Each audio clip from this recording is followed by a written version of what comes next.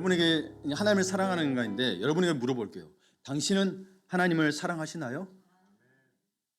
대답을 안 하신 분은 그렇죠. 뭐 그럴 수 있습니다. 그러면 사랑하신 분들의 대답하신 분들에게 물어볼게요. 하나님을 왜 사랑하시나요? 예, 이유들이 다 있습니다. 각자의 삶 속에서 이유가 있죠. 오늘 우리가 이제 예배 전에 부른 찬양만 해도 주님만 사랑하리. 찬송가도 어릴 때 참 많이 불렀는데 내 주 되신 주를 참 사랑하고 사랑의 하나님 그러면서 하나님에 대한 사랑을 표현하는 가사가 참 많습니다. 그러나 여러분 그 사랑한다는 찬송을 부른다고 해서 우리 하나님에 대한 우리의 신앙과 사랑의 진정성이 드러나는 것은 아닙니다. 그렇죠? 예.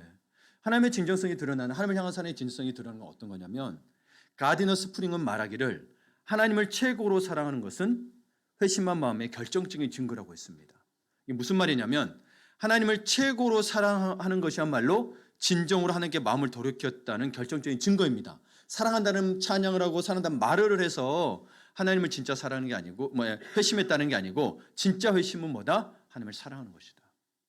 그럼 여러분 찬양한다고 해서 사랑한다고 말할 수 있나요? 사랑한다고 말로만 해서 여러분 말에 많이 속으셨죠? 그래서 결혼했죠. 그렇죠? 사랑한다고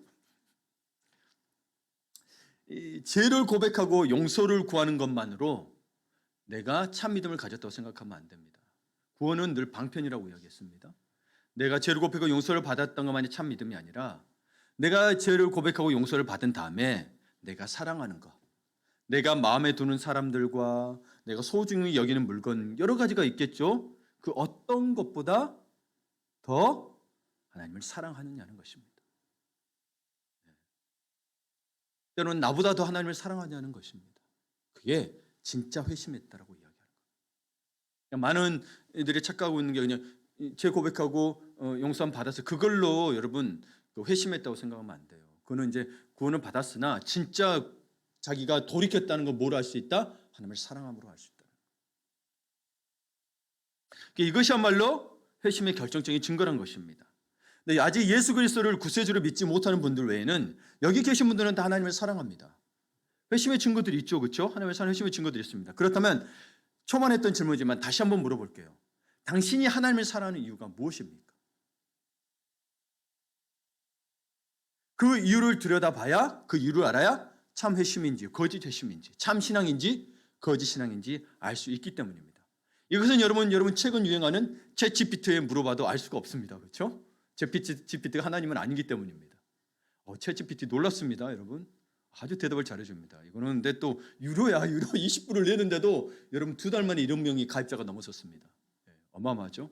제일 빠른 그 틱톡이 6개월이 걸렸거든요. 여러분 알고 있는 별스타그램도 1년 반이 걸렸는데 이거는 지금 2년 만에 1억 명이 가입을 하고 있고 매일 1,000만 명 이상이 사용하고 있습니다. 더 늘어나겠죠? 여기에 물어본다고 해서 알 수 있는 건 아닙니다. 신앙은. 챗GPT가 신은 아닙니다. 나중에 기회가 되면 AI에 대해서도 또 설교하면 좋을 것 같긴 해요. 네, 여러분에게 먼저 물어보고 싶습니다. 당신이 하나님을 사랑하는 이유가 무엇인가? 오늘 욥기서를 통해서 여러분이 사랑하는 이유를 발견했으면 좋겠습니다. 혹은 내가 이거 사랑이라고 알고 있었는데 이것들이 있다면 고쳤으면 좋겠습니다. 혹은 사랑이 뭔지 몰랐더라면 정말 하나님의 사랑이 무엇인지 발견했으면 좋겠습니다.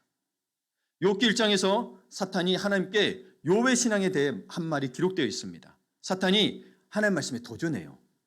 욥의 신앙을 하나님은 칭찬하시거든요. 근데 사탄이 뭐라고 하냐면 까닭 없이 욥이 이유 없이 하나님을 경외하겠냐는 거예요. 그게 8절 9절에 나옵니다. 볼까요? 여호와께서 사탄에게 이르시되 내가 내 종 욥을 쥐하여 보았느냐? 그와 같이 온전하고 정직하여 하나님을 경외하며 악에서 떠난 자는 세상에 없느니라. 이때 사탄이 여호와께 대답하여 이르되 욥이요 어찌 까닭 없이 하나님을 경외하겠어요? 라고 이렇게 하고 있는 거예요. 욥이 하나님을 경외하는 데는 그만한 이유가 있다는 거죠. 우리도 여러분 인생 살다 보면 알죠. 공짜로 주는 게 없죠. 공짜로 주는 데는 이유가 있다는 거죠. 그렇죠? 세상 공짜 없죠. 이유가 있어. 저도 한번 서울에서 이렇게 살 때 막 각 대학을 졸업하고 서울에서 살 때 지하철에서 지나가는데 좋은 PDA인가요? 그때 PDA였나? PMP 같은 거 있거든요. 그거를 공짜로 준다는 거예요. 내려가 못 살아 그랬었어. 나중에 카드 날라오고 매달 돈이 그 카드로 나가는 거였어. 와, 그 뒤로 내가 진짜 지금도 아직도 충격적이에요. 그래서 내가 전화해가지고 막 따지고 있었어요. 나 모르고 했는데 이러면 해결이 안 되냐. 안 된다는 거예요. 그 뒤로 진짜 못 쓴다 그러면 그때부터 눈 불 켜고 봅니다. 다 속셈이 있다. 그때 돈으로 아니 제가 줄도 일을 못할 때고 서울에서 저도 얼어먹고 있는 상황에서 한 달 60만 원이나 돈을 냈어야 됐으니까 한 달에 5만 원씩 나가는 게 얼마나 컸는지. 예, 좋은 사람이어가지고 딱 속아버렸다니까요. 아, 참 공짜를 주는 데는 이유가 있어요, 그렇죠? 저는 공부하고 싶은 마음에 PMP가 막 공부도 되고 했기 때문에 그랬는데, 그러니까 여러분 욥도 그런 거예요. 하나님을 잘 섬기고 살아간 것은 이유가 있다라는 거예요. 네. 하나님께서 욥의 집과 소유물에 복을 주셔가지고 욥이 부자가 되게 하시고 자녀들이 잘 되게 하셨기 때문에 하나님을 경외하는 것이라고 이야기하고 있어요. 누구든 그래서 그러면 사단이 뭐예요? 누구든 하나님이 그와 같이 복을 주시면 욥처럼 하지 않을 사람이 없다고 주장합니다. 우리 신앙생활에는 이유가 다 있습니다. 문제는 그 이유가 무엇이냐는 것입니다. 그 이유가 무엇이냐는 거예요. 하나님께서는 주전 2000년경에 살았던 욥이라는 사람의 신앙에 대해 칭찬과 인정을 아끼지 않으셨습니다. 욥은 그 고대 시대, 그 아브라함 시대와 살았던 그 인물입니다. 동일 시대에 살았던. 그 칭찬과 인정을 아끼지 않으셨는데, 하지만 사탄은 욥의 신앙을 뭐라고 주장하고 있냐면 거짓 신앙이라고 주장하고 있어요. 참 신앙이라는데 아니래요. 거짓 신앙이라고 하는 거예요. 아, 미치겠죠. 저한테 많이 그런다면 미치겠죠. 예. 그럼 여러분, 우리가 내가 미쳐 팔짝 뛸 문제가 아니라 사탄을 지금 우리가 야, 이 나쁜 놈 아니야 그럴 게 아니라, 그래서 한 가지 생각해 봐야 됩니다. 참 신앙과 거짓 신앙의 기준이 무엇일까? 어떤 게 참 신앙이고 거짓 신앙일까? 나는 거짓 신앙이 아닐까? 나는 참 신앙으로 여기고 있는데 나는 혹시 잘못 알고 있는 건 아닐까? 라는 걸 한번 생각해 봐야 돼. 그럼 참 신앙이 무엇일까? 하나님께서는 욥과 같이 나를 경외하는 사람이 없다고 말씀하세요. 나를 경외하는 사람이 없다. 그처럼. 근데 사탄은 말해요. 그가 하나님을 경외하는 건 맞대요. 하나님을 경외합니다. 맞습니다. 그런데 거기는 이유가 있어요. 하나님이요, 욥한테 너무 잘해주시고 다 주시잖아요. 그러니 하나님을 사랑하지 않을 자가 있겠어요? 라고 도전합니다.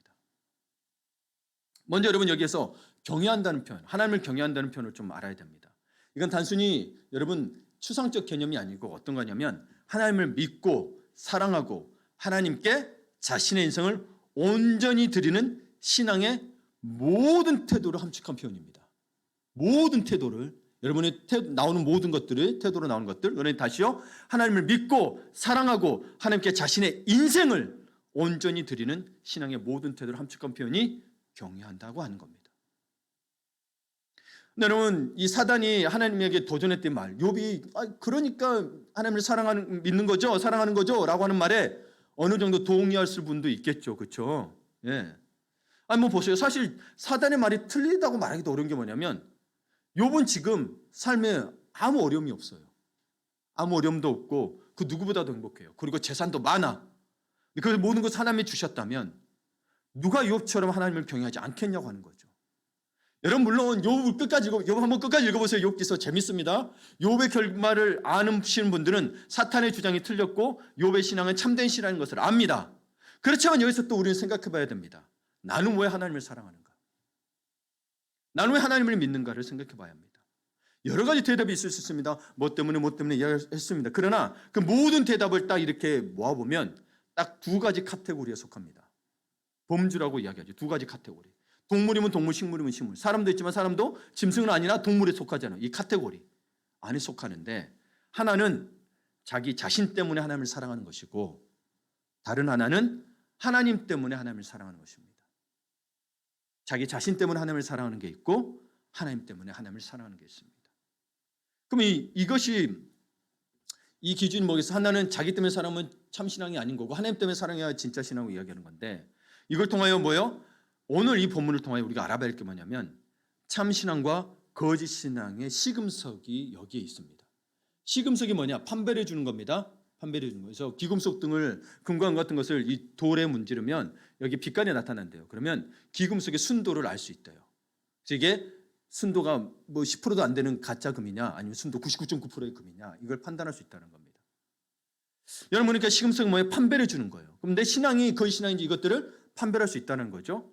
먼저 여러분 봅시다. 그러면 욥의 신앙이 사탄은 뭐라고 주장하고 있어요? 가짜라고 주장하고 있습니다. 왜 가짜라고 했냐면 뭐예요? 욥이 자기 자신 때문에 하나님을 사랑한다는 거죠. 하나님이 다 주셨다는 거예요. 그러니까 자기 자신에 대한 만족이 있으니까 하나님을 사랑한다는 거예요. 하나님이 자꾸 소유물에 복을 주셔서 자꾸 부하게 하시고 자녀들도 많고 아내도 있고 아무 문제 없고 하나님을 경외한다는 것입니다. 누군들 그러지 않겠냐는 거예요. 다 주시면. 사탄의 말이 맞다면 여러분 진짜 신앙으로 보야 되면 욥의 신앙은 결국 하나님을 진짜 사랑해서가 아니라 자기 사랑에 지나지 않는 거짓 신앙이 되어버린 겁니다. 그렇죠? 거짓 신앙인 거예요. 사탄은요 이것을 증명하고 싶어 했어요. 사탄이. 그런데 하나님은 아니라고 하신 거예요. 욥이 하나님을 경외하고 살아가는 것은 하나님이 하나님이시기 때문이라는 거예요. 하나님이 하나님이시기 때문인 거예요. 여러분 하나님 그냥 단어로만 알고 있는 게 아니고 하나님이 어떤 분이신가를 말할 수 있어야 하나님인 거예요? 아니면 그냥 단어에 불과해요? 하나님이란 단어에 불과한 거예요. 그런 분이 아니시죠. 그럼 실제하지 않죠. 그냥 단어로만 있으면. 여러분에게 하나님은 어떤 분이라는 거예요? 그게 실제예요. 하나님이 하나님이시기 때문에 하나님이라는 거예요. 결국 그러니까 이러다 보니까 사탄은 계속 아유 하나님 그게 아니고요. 다 주셔서 그렇다니까요. 그러니까 결국 하나님의 허락을 받아 욥에게 고난을 주기 시작합니다. 근데 이 고난이요. 와 보통 고난이 아닙니다. 욥의 자녀들이 뭐 시기를 따라 죽은 게 아니고 한순간에 다 죽습니다. 가진 재산, 많은 재산은 다 사라져 버렸습니다. 이럴 때 여러분은 어떻게 말하고 싶나요? 욥의 반응이 참 궁금한. 욥이 참 대단한 사람입니다. 뭐 이렇게 21절 함께 같이 읽을게요.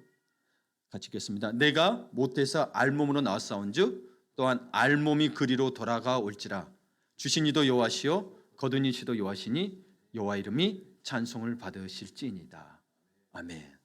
와우, 진짜 대단한 고백입니다. 욥은 이 일로 하나님을 원망하지 않았습니다. 오히려 찬양하며 경배합니다.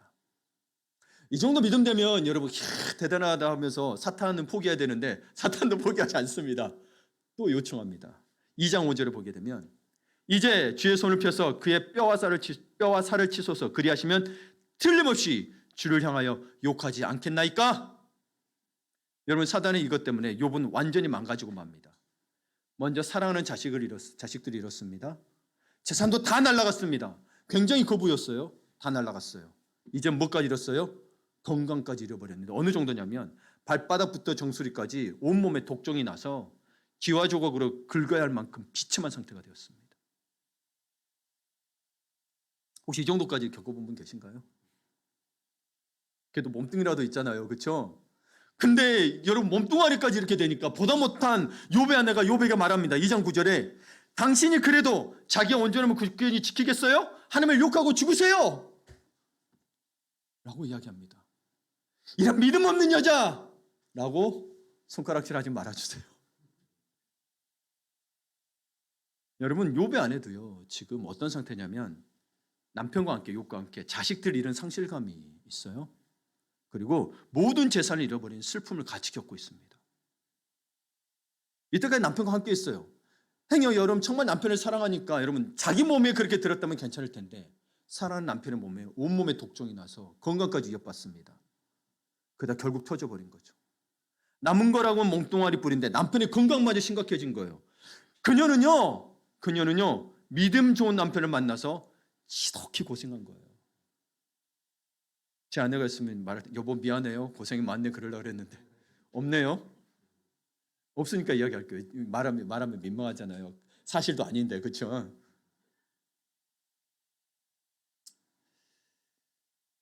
여러분 믿음 좋은 남편을 만나서 욥기 아내는 참 고생한 겁니다. 사실은.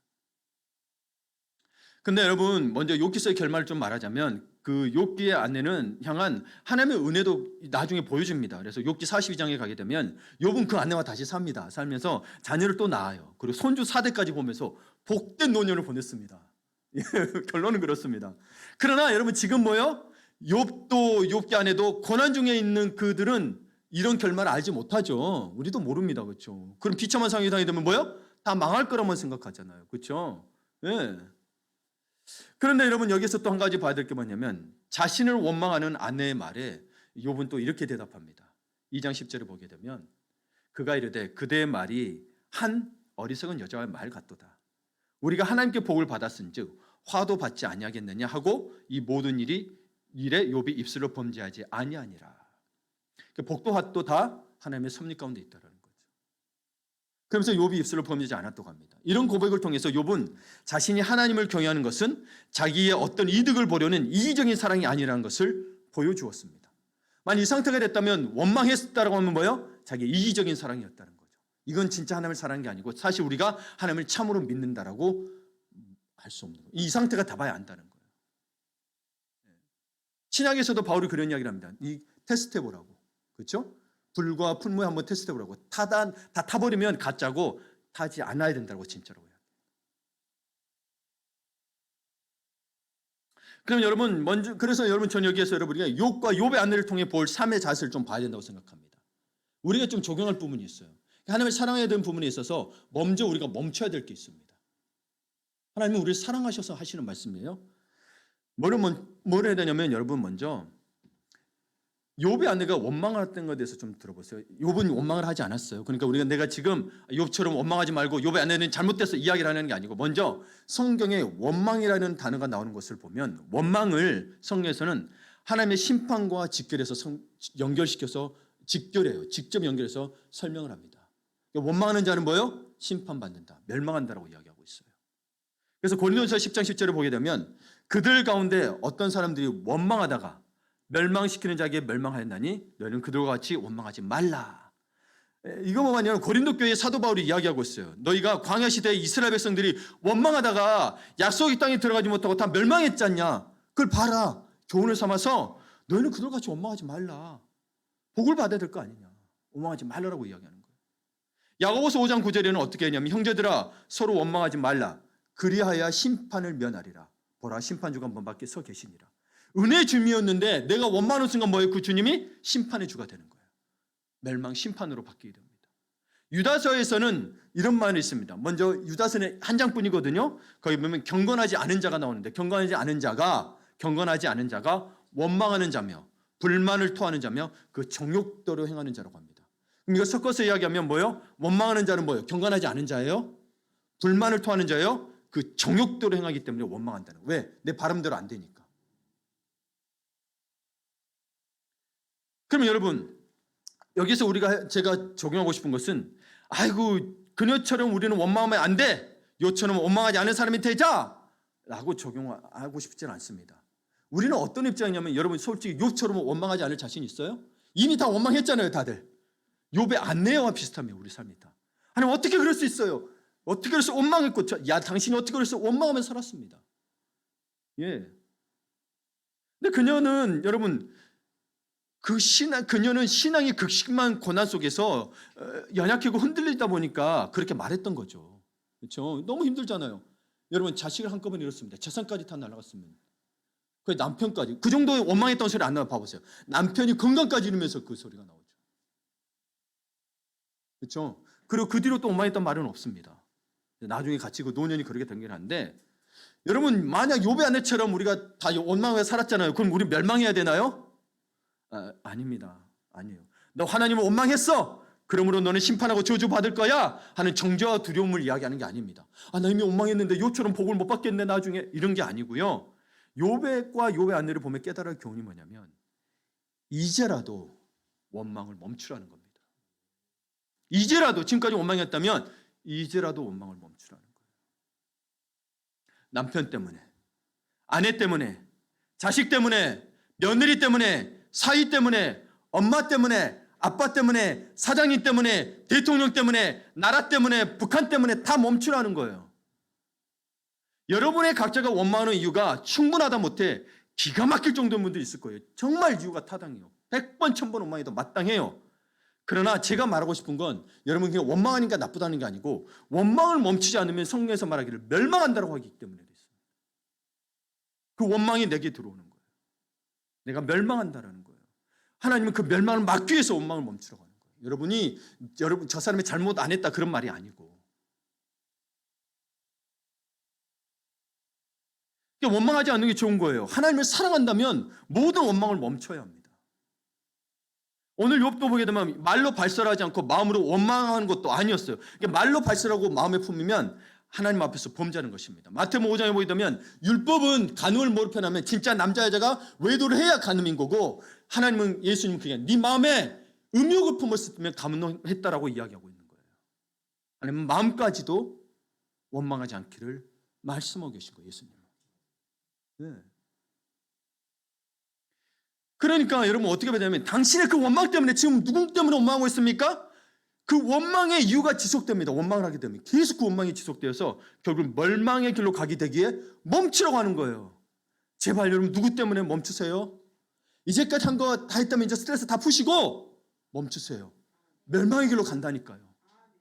결국엔 누구 때문이 아니고 사실은 나 때문에 멸망의 길로 가고 있는 거예요. 내가. 멈추셔야 돼요. 안 돼요? 멈추셔야 돼요? 김수미 씨가 간증에 나와서 그랬어요. 실제로 남편이 외도하고 불륜 지르고 아주 속상하게 했어요. 자기는 열심히 살았는데. 근데 자기가 알고 보니 자기가 남편을 너무 사랑하지 않았다는 거예요. 남편을 너무 그냥 놔뒀다는 거예요. 그러면서 자기가 깨닫고 남편이 지금 너무너무 잘해준다는 거예요. 자기가 잘못했다. 그래서 남편이 예전에 미웠는데 남편이 그렇게 착하고 선하고 아름답게 보이더래요. 누가 바뀐 거예요? 네, 원망이 멈춘 거예요. 여러분의 자녀들을, 여러분의 곁에 있는 가족들을 사랑하세요. 사랑한다는 말도 못하면 이건 계속 원망만 있는 거예요. 그러면 아무것도 안 바뀝니다. 여러분이 원망이로 스스로 가고 있다는 걸 기억하셔야 돼요. 네. 그러니 예수님 이야기가 여러분에게 축복 주려고 사랑하라고 이야기한 거예요. 사랑해봐요. 바뀌나 안 바뀌나. 놀라운 은혜가 쏟아집니다. 네. 그러면 여러분 우리는 참 사랑하고 싶고 그리고 원망하지 않고 싶은데 하나님을 먼저 사랑하려 그랬잖아요. 그러니까 여러분 하나님을 사랑해야, 여기 세상에 속지 마세요. 세상에 자꾸 자기에게 베풀어라, 자기를 사랑하려잖아요. 이거 다 거짓입니다. 성경을 말하기는 하나님을 사랑해야, 그리고 그 다음에 내 이웃을 내 몸처럼 사랑하고 되어 있거든요. 그러면 이 말이 뭔 말이냐면, 내 몸 아직 살아있는데 어떻게 이웃을 사랑해요? 하나님을 사랑해야 나 자신을 발견한다는 거예요. 내가 누군지를 알고 나를 사랑할 수 있는 거예요. 내가 이런 존재구나. 그러면 하나님의 사랑으로 나를 사랑하게 돼요. 그러니 이웃을 사랑할 수 있는 건데, 세상은 뭐야? 없고 너부터 사랑해라. 근데 채워지던가요? 그럼 옆에 사람 뭐예요? 맨 이기적이라고 욕하잖아요. 너는 너밖에 몰라! 라고 하잖아요. 어떻게 하라는 거예요? 어떻게 하라는 거예요? 참 사랑이 아니라는 거죠. 또 그리고 인간은요, 여러분 인간은 사실을 본능적으로 자기를 보호하고 자기 사랑을 합니다. 네, 본능적으로. 그러니까 인간은 모두 자기 사랑의 근거에서 사랑을 합니다. 네. 예, 그러면 이걸 신앙이 어떻게 봐야 되냐면, 자기 사랑은 거짓 신앙이라고 그랬잖아요. 자기 사랑에서 출발한 거. 그럼 한번 봅시다. 이 질문을 던질 수 있어요. 내가 천국에 가려고, 지옥에 안 가고 지옥에는 가기 싫고 천국에 가고 싶어서 하나님을 믿고 사랑하는 것은 그러면 가짜 신앙인가? 자기 사랑의 근거가 아니라 내가 가고 싶어서 하는 거잖아요. 그렇죠? 네. 저 사람을 천국에 보내서가 아니라 내가 가기 위해서 하는 거잖아요. 근데 하나님, 여러분 아세요. 여러분 사람은 그렇다는 걸 아세요. 본능적으로 자기를 보고 자기를 사랑하는 걸 알아요. 그래서 그게 가짜 신앙이 아니라 인간이 그렇다는 걸 받아들이셔야 돼요. 그래서 우리는 자기 사랑으로 출발했을지라도 뭐예요? 하나님의 사랑으로. 로마서 8장 5절의 말씀처럼 성령으로 말미암아 하나님의 사랑이 우리 마음에 부음받음이니. 그 사랑을 성령으로 받지 않으면 여러분 사랑은 하는 것들은 다 여러분의 이기적인 겁니다.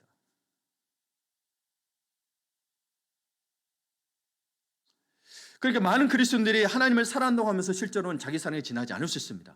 저와 여러분이 다. 이거를 파악하셔야 돼요. 이걸 파악하셔야 돼요. 네. 그러나 여러분, 사람 본능적으로 자기를 사랑하게 돼 있어요. 그렇기 때문에 여러분 인간은 죄를 짓는 겁니다. 네. 불완전한 존재예요. 그래서 성령으로 말미암아 하나님을 만나지 않으면 우리는 온전해질 수 있는데 그건 성령 안에서만 가능합니다. 우리는 안 돼. 왜? 우리는 불완전해요. 어떤 인간도 서로 믿을 수 없어요. 그렇죠? 믿는 도끼 발등도 찍힌다는 그 속담이 뭐예요? 내 옆에 있는 놈이 바로 발등 찍는다는 거죠. 또 이런 게 있습니다. 예수 믿으면 복을 받고 많은 문제가 해결될 수 있으니까 교회에 데려온 뒤 그 후에 예수를 제대로 믿게 하면 되지 않냐라고. 저도 그동안 이게 괜찮다고 여겼습니다만은 하나님 앞에서는 그게 아니었습니다. 철저히 초대교회를, 그러면 교회가 시작했던 초대교회 보게 되면 바울은 이것을 지극히 경계했습니다. 할례자들, 율법 빠진 자들 와가지고 좀 받아들여주고 그 다음에 예수 잘 믿게 하면 되잖아 했더니 아니에요. 처음부터 다 다른 복음이야. 이건 멸망의 길이라고 해서 완전히 철저히 막았습니다. 우리 인간으로 생각하면 이렇게 해서 맺게 하면 좋겠지만 그게 교회에 들어와서 교회가 그다음부터 예수를 전하기 시작하면 야 우리 제자 훈련 받아야 돼 뭐 해야 되는 뭐요? 아이고 그렇게까지 해야 돼요 이렇게 나옵니다. 그렇게 했는데 예수님은 제자들 데리고 도대체 누구를 믿고 있냐는 거예요. 여러분 인본주의가 나쁘다는 게 아니에요. 우리 인간끼리 서로 존중하고 정을 통해야 되겠죠. 그렇죠? 그러나 인간의 뜻과 하나님의 뜻이 있을 때는 반드시 하나님의 뜻을 따르셔야 합니다. 그게 여러분을 사랑하는 겁니다. 그게 자신을 사랑하는 거예요. 마치 저 사람을 위하는 것 같은 게 사랑 같죠. 근데 그 내면은 그게 아니었어요. 내가 인정받고 싶은 마음. 나는 쿨한 사람이야. 나는 얼마나 선한지 몰라. 이런 것들이 들으셨죠. 하나님께 영광이 가는 게 아니라 내가 받게 되죠.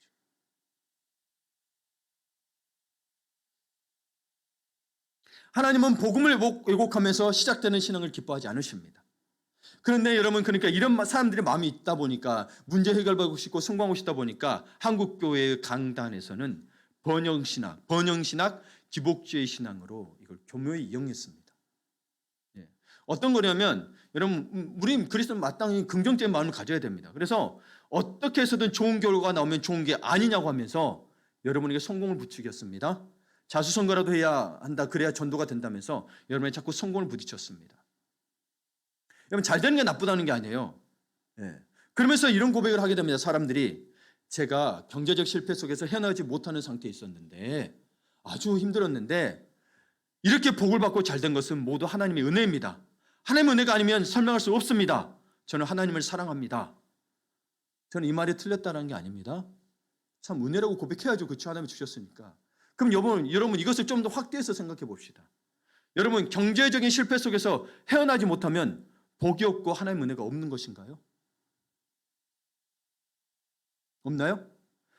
경제적으로 어려운 상태고 남들처럼 좀 그렇게 안 되고 그 상태가 지속되면 사업에 실패하고 그러면은 하나님을 사랑할 수 없는 것인가요? 아니요. 사실 이런 어려움이 있는데도 여전히 하나님을 사랑한다면 진짜 사랑 아닌가요? 그렇죠?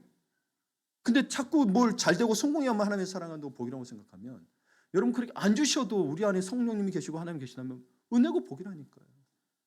여러분 성경에서 가장 이스라엘 민족이 복받고 하나님의 칭찬받고 하나님 앞에 인정받을 때가 언제냐면 광야 때입니다. 그 광야는 아무것도 없었습니다. 애굽에서 많은 재물을 가지고 나왔어도 살 수 있는 게 아무것도 없었습니다. 낮에는 뜨거운 더위, 저녁에는 추위로 거기는 먹을 것도 물도 없었습니다. 그런데 그들이 철저히 아무것도 할 수 없었을 때 하나님을 의지할 수 있었습니다. 그걸 하나님을 가장 기뻐하셨습니다. 그걸 훈련시켰어요. 내가 비참하고 내가 어렵습니까? 오히려 여러분 지금 하나님의 은혜라는 사실인 거예요. 그걸 발견하셔야 진짜 신앙에 정말 여러분 그 뭐라 그럴까요? 역설을 여러분 이해할 수 있습니다. 세상과 다르거든요.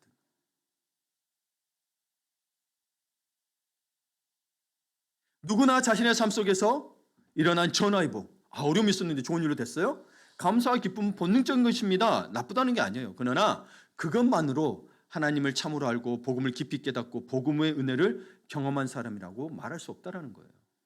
오히려 어려울 때 힘들었을 때 신앙을 고백하고 하나님을 사랑하는 자가 진짜가 아니겠느냐는 거예요. 여러분 또 우리가 결혼 생활을 보면 알 수 있습니다. 믿는 자와 결혼하는 것이 안 믿는 자와의 결혼 생활에 힘든 것을 피하기 위해서라면 그건 하나님을 향한 믿음 때문이 아니라 자기 사랑에 근거한 거겠죠. 네.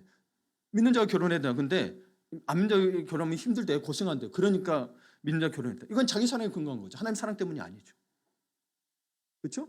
네. 아이고 하나님을 사랑하며 나를 사랑하는 자를 찾은 것이 아니라 교회 다니네?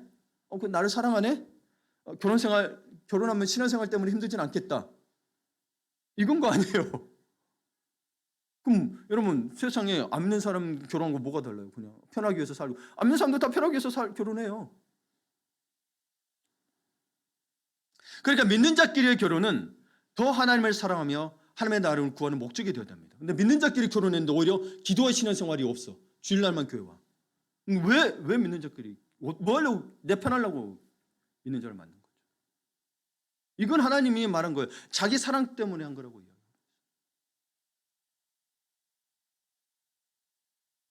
교회가 커갈수록 문화센터 같은 것을 열어서 여러분 삶에서 구체적으로 쓸 수 있는 기술을 배우는 프로그램이 많아졌고 사람들이 등록하고 열심히 배웠습니다. 이 배움이 나쁘다는 게 아니에요. 우리 열심히 배워야죠. 교회에서도 그런 문화 프로그램을 해줘야죠. 그런데 그런 건 열심히 하는데 성경과 성경의 교리를 배우는 것은 부담스러워하고 버거워하고 심지어 싫어합니다. 근데 보통은 이것을 부담스럽고 버거워하고 싫어하는 것을 어떻게 표현하냐면 말씀이 어렵다고 말함으로써 마음을 표현합니다. 말씀이 어렵다. 성경에 근데 이 말이 딱 나오는 거 아세요? 말씀이 어렵다라는 표현을 누가 쓰고 있는지 한번 볼까요? 먼저 요한복음 6장으로 가게 되면 주님께서 오병이어로 5천 명을 먹이시고 그들의 배고픔을 해결하신 후에 이렇게 말씀하셨습니다. 6장 48절에 내가 곧 생명의 떡이니라. 생명의 떡이니라. 자, 5천 명이 굶주렸어요. 그래서 진짜 떡 5개와 물고기 2마리로 먹이고도 12광지리가 남았어요. 근데 예수님 그렇게 말씀하신다면 이들은 떡과 고기로 배불렀는데 갑자기 예수님이 자기가 생명의 떡이래. 이 말이 뭐냐? 나를 먹어야, 나를 만나야, 나를 믿어야, 내가 복음인데 나를 믿어야 너에게 진짜 생명이 있다고 이야기한 건데 이 놀라운 말씀을 하셨을 때 그들이 어떻게 반응했냐면 60절에 보게 되면 제자 중 여럿이 듣고 말하되 이 말씀은 어렵도다. 누가 들을 수 있느냐?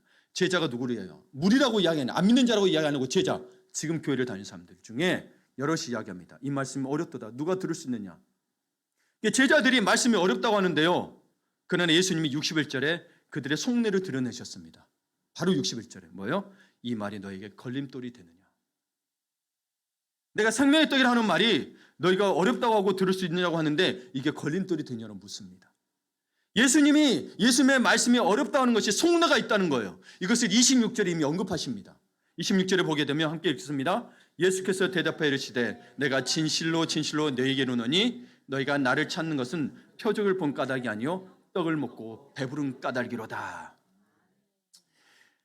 그러니까 그렇게 오병이어를 통해서 먹여주고 12광이나 남게 한 내가 하나님의 아들이고 내가 복음인데 그들이 원하는 것은 이걸 행하신 하나님을 보고 예수를 만나는 게 아니라 우리 지금 앞으로도 계속 배고프지 않게 오병이어를 계속 주세요라고 하고 있는 거예요. 예수를 만나야 진짜 생명을 얻는 건데 자기의 배고픔만을 채우는 거예요. 그러니까 이게 무슨 말인 건지 종합해 보면 사람들은 영적인 실자에 관한 이야기는 듣고 싶어 하지 않습니다. 교회 다닐지라도 자기 삶에 도움이 되는 자신들의 배고픔과 가난을 해결해 주는 부자가 되는 이야기를 원한다는 것입니다. 한번 어느 목사님들 몸에 같은 어느 목사님이 원로 목사님이세요. 그런 이야기를 합니다. 후배들에게 늘 좋은 말 해주시는 분이에요. 근데 이렇게 합니다. 부자 되는 법, 성공하는 법을 이야기해야 교회가 성장한대요. 제가 그분과 교제를 끊으려고 하는 건 미운 건 아닙니다. 근데 속으로 했습니다. 목사님 그건 복음이 아니잖아요. 저는 그러고 싶지 않습니다. 교회 성장을 위해서 여러분들이 성공하는 법, 부자 되는 법 막 하고 싶지 않습니다. 그게 기복신앙이라는 거예요. 그게 기복주의고 번영신학이라는 거예요. 하나님께서 복을 주세요. 그런데 하나님 그게 우선이 아니라고 되어 있는 거예요. 오병이어를 주셨잖아요. 그렇죠? 안 주신다는 게 아니에요. 배부르게 해주세요. 근데 진짜를 바라 오병이어를 보지 말고 그걸 행하고 있는 나를 바라고 하는데 내 배부르게 해주는 것만 보고 있는 거예요. 나를 부자 되는 것만 생각하고 있는 거예요. 그렇게 믿는 사람들이 많다라고 있는 거예요. 제자들 중에 와서 이야기를 하고 있다는 거예요.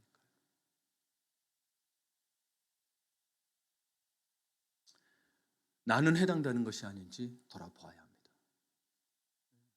돌아봐야 돼요. 참된 신앙은요, 하나님이 하나님이시기 때문에 하나님을 사랑하고 하나님을 사랑하기 때문에 하나님을 더 알기 원하고 하나님의 탁월하심과 완전하심과 하나님의 모든 속성을 다 알기 원하는 것입니다. 네. 사랑하는 이에 대해 알기 원하는 것은 자연스러운 일입니다. 그러니 하나님을 알기 위해서 뭐예요? 하나님을 알기 위해서 뭘 주셨어요? 말씀을 주신 거예요. 그래서 여러분 성경을 구약에 보면 성경을 히브리어로 미크라라 그래요. 이 뜻이 뭐냐? 읽는 것이라는 뜻이에요. 읽는 것. 읽는 것이라고 돼 있어요. 너희가 보라는 거. 안 보신 분은 듣기라도 하라는 거예요. 이게 성경의 본래 목적이 뭐예요? 하나님이 읽으라고 주신 거지. 그 왜 읽으라는 거예요? 그리고 그걸 뭐라 그러냐면 특별 계시라 그래요. 말씀을. 계시란 뭐냐? 리빌레이션. 드러내다는 거예요. 하나님이 뭐를 통해 드러내셨다? 말씀을 통해 드러내셨다. 하나님을 사랑한다면 하나님을 알고 원하는데 말씀을 안 본다. 우리가 신앙을 점검해야 됩니다. 내 신앙은 거짓 신앙인 거예요. 그걸 성경은 이걸 이야기하는. 사탄은요. 그래서 계속 그걸 가지고 여러분이 공격할 거예요. 여러분 부모들은 부모들이 자녀들이 학교에서 다가오면 먼저 묻는 게 있습니다. 연인 간에도 그런 거 물어볼 거예요. 점심에 무엇을 먹었는지, 맛있게 먹었는지. 궁금해요. 저 그런 거 안 보는 사람인데 애들이 학교 갔다 오기에 궁금해요. 일상이 궁금한데 자녀 일상이. 왜요? 사랑하기 때문에. 우리 이제 알게 됩니다. 참된 신앙의 두드러진 특징이 무엇인가? 바로 하나님을 사랑하는 것입니다. 일 많이 한다고요? 헌금 많이 드린다고요? 아니요, 그 사랑으로 하면 괜찮습니다. 그러지 않으면은 여러분, 이건 우리는 다 신앙이 바닥납니다. 안 돼요. 여러분, 부부간에도 사랑하니까 살지, 사랑하지 않으면 다 갈라서는 거예요. 봐보세요. 무슨 일 있고 해도 사랑하니까 또는 참아주고 인내하며 견디며 사는 거지. 사랑하지 않으면 이미 여러분, 그렇죠? 몇 명을 가르치셨을지도 모르겠어요. 그렇죠? 그런 거예요. 그러니까 여러분은 묻고 있는 거예요. 정말 하나님을 사랑하느냐라고. 저 사람 때문에 내가 뭡니다. 그게 아니고, 여러분, 그 사랑에는 국경도 없다는데 지금. 국경도 없다는 게 뭐예요? 지금 공산주의 국가가도 뭐 만나서 결혼하는데 사랑을 아무것도 못 만드는데 지금 이유가 생기는 게 말이 되냐는 거예요. 정말 하나님을 사랑하냐는 거예요.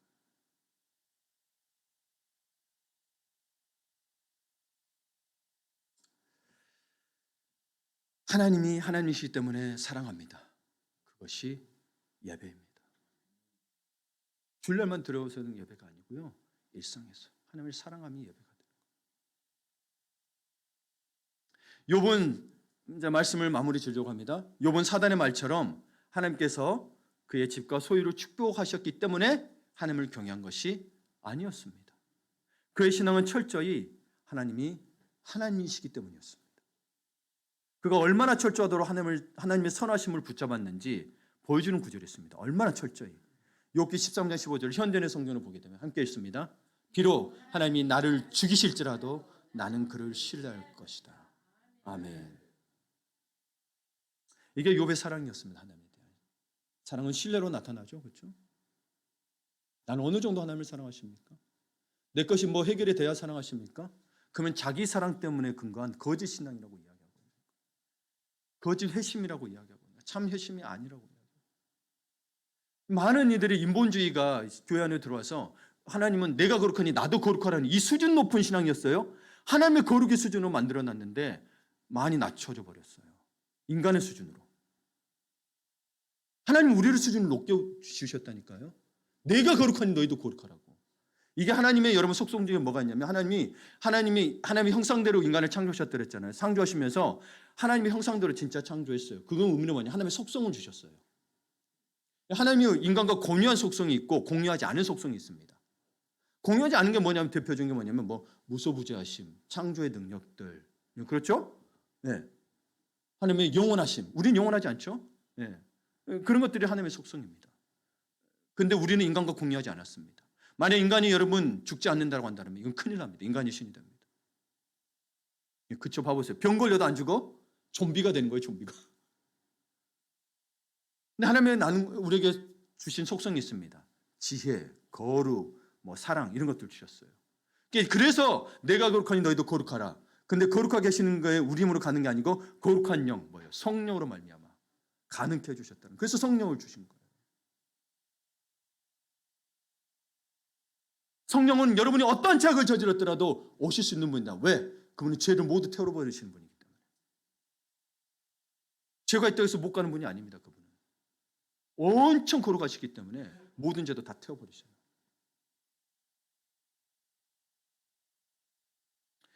욥은 이유를 알 수 없는 고난과 모든 것이 흔들리는 상황 속에서도 끝까지 하나님을 포기하지 않았습니다. 잃어버린 자식으로 인한 상실감과 슬픔, 얼마나 여러분 내 자식이 있으면 얼마나 마음이 슬퍼요. 잃어버린 재물로 인한 고통, 어떻게 재기라도 하겠는데 돈도 없네. 많았어요. 거기에서 거부였어요. 그런데 여러분 어떻게 그러면 한번 그래도 굳세게 살아보리라 했는데 건강까지 너무나도 어려운 상태가 됐습니다. 그런 중에도 그는 뭐예요? 하나님을 사랑했습니다. 그래야 진짜 사랑이죠. 그렇죠? 참된 신앙입니다. 베드로전서의 초대교회 성도들도 그랬습니다. 그들은 예수 그리스도를 본 적이 없는 사람들이었습니다. 그러나 예수님을 믿었습니다. 본 적이 없는 사람들이에요. 네. 예수님을 믿은 것 때문에 그들에게 불시험이 찾아왔습니다. 베드로전서 4장에 보게 되면 사랑하는 자들아 너희를 연단하려고 오는 불시험을 이상한 일 당하는 것 같이 이상히 여기지 말고 예수를 믿음으로 말미암아 온 시험이 있습니다. 예수를 안 믿었다면 상관이 없을 텐데 어떤 시험이 왔냐? 집을 빼앗겼습니다. 원래 자기 소유인데 집을 빼앗겼고요. 목숨을 잃었습니다. 심지어 동물들에게 가서 싸우라고 싸움 가서 짐승에게 사자에게 죽임을 당합니다. 때로는 검투사에 들어가서 그냥 검에 베어 죽습니다. 그렇게 이러다 보니 또 신앙을 지키기 위해 굴 속에 들어가 살아겠습니다. 집도 빼앗기고. 그럼에도 그들은 그리스도를 사랑했습니다. 그런 와중에도 베드로서에 뭐라고 되어 있냐면 그런 상태인데도 뭐요? 믿고 말할 수 없는 영광스러운 즐거움으로 기뻐했다라고 되어 있어요. 이게 기뻐할 수 있는 상황인가요? 근데 그리스도만으로 기뻐했다라고 이야기합니다. 욥의 신앙이 거짓이라는 것을 증명하고 싶어 욥에게 고난을 들고 찾아왔던 사탄은 초대교회 성도들에게도 똑같이 달려들었습니다. 오늘 우리에게도 사단은 동일한 방식으로 여러분에게 일할 것입니다. 일하고 있죠, 사실은. 사탄은 당신의 신앙이 거짓임을 증명하고 싶어 안달입니다. 우리 모두가 이러한 도전 앞에 서 있습니다. 그렇다면 다시 물어보겠습니다. 당신의 신앙의 기초는 무엇입니까? 하나님이 다 주셔서 믿습니까? 아니면 하나님을 사랑해서입니까? 네. 당신이 하나님을 사랑하는 이유가 무엇입니까? 그분이 하나님이시기 때문에. 그래서 만나셔야 돼요. 당신은 하나님이 어떤 분이냐는 거예요. 아브라함에게는 여호와 이레, 모세에게는 뭐요? I am who I am, 스스로 있는 자, 자존자로 나타나셨죠. 그분은 전능하시고 선하시고 무소부지하시고 모든 만물의 창조주신 하나님이시기 때문입니다. 이거를 성경에 그분이 누구라고 드러내셨다고 된 거예요. 그냥 알 수 있는 게 아니에요. 성경에게 가르쳐주고 계시다고. 안 보면 그분이 누군지 몰라요. 그러면 신앙이 안 자라요. 내가 믿는 것 같으나 여러분 하나님이 말씀하신 수준에는 못 오게 됩니다. 그래서 바울도 이야기하죠. 너희가 구원 뭐요? 두렵고 떨림으로 너희 구원을 이루라고 이야기하는 거예요. 구원은 받았어요. 근데 마지막까지 그것을 믿음을 지킬 사람이 지키지 못할 수도 있다는 거예요.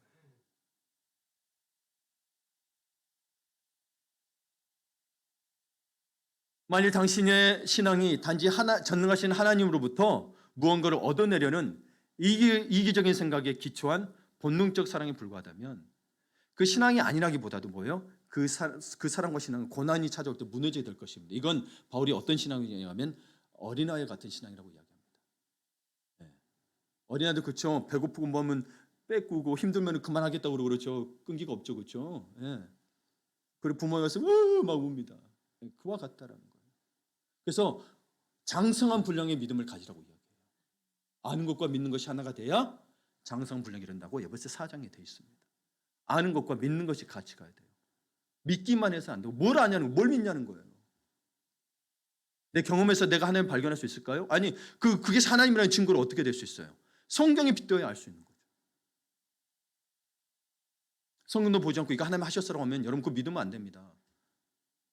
그게요 성령이 아닌 일이 있을 수도 있다는 것을 우리는 간과하면 안 됩니다. 왜냐하면 사단이 광명의 천사라도 가정하거든요. 그리고 예수님이 시험할 때도 보면 뭐요? 말씀으로 예수님할 때 자꾸 시험해요. 그런데 말씀으로 그걸 뭐요? 예수님 물리치시죠. 이게 말씀으로서 말씀에서 이렇게 종합적으로 보지 못하면 우리는 늘 유혹에 넘어가고 맙니다. 사단이 그렇게 간교합니다. 지금도 여러분의 신앙을 무너뜨리려고 하는 거예요. 그러니까 여러분 하나님의 거룩하심이, 하나님의 위대하심이 아름답고 존귀하고 탁월하다는 것을 발견하고 성령님의 은혜로 그 거룩하신 하나님을 사랑하게 된 사람은 여러분의 감정 의세가 아니에요. 오늘 했더니 너무 그러냐 하나님의 감동이 와서 감정으로만이 아니라 진짜 하나님이 아름답고 귀하냐는 거예요. 진짜 하나님이 위대하고 존귀하시냐는 거예요. 그게 느껴지세요? 그러면 여러분 성령님으로 은혜로 그 하나님을 사랑하게 됩니다. 그게 느껴져야 돼요. 그게 하나님을 사랑하는 거예요. 어느 날 왔더니 목사님 설교가 감동적으로 좋아서 그게 여러분 하나님을 사랑하는 게 아니고 이번에 에즈베리의 부흥도 그랬단 말이에요. 예배가 끝난 후에 그 말씀을 듣고 기도한 19명의 청년부터 시작됐다는 걸 기억하세요. 먼저 하나님 앞에 회개했던 거예요. 자기의 미래에 대해서 자기가 뭘 해야 될지 어떻게 살아야 될지 고민하던 와중에 그것보다도 하나님을 먼저 만나기로 했고 설교자가 하나님의 사랑을 체험하십시오라고 했을 때 그러니 자기 죄를 회개하며 나갔을 때 그 부흥이 회개하며 놀란 역사가 일어났을 때 전화해서 친구들 다 부르기 시작하면서 그렇게 모여들기 시작한 거예요. 내게는 그런 하나님 앞에 나가는 무릎 꿇음이 있냐는 거예요. 정말 하나님의 사랑을 체험하기를 원하고 경험하기를 원하십니까? 하나님을 간절히 사랑하셔야 합니다. 그러지 않으면 다 뭐가 있어야 감사하고 만족이 되는 거예요. 없어도 감격할 수 있다면 진짜 하나님을 사랑한 거 아니겠습니까? 그런 분들을 축복합니다. 반드시 하나님이 또 복을 주실 겁니다.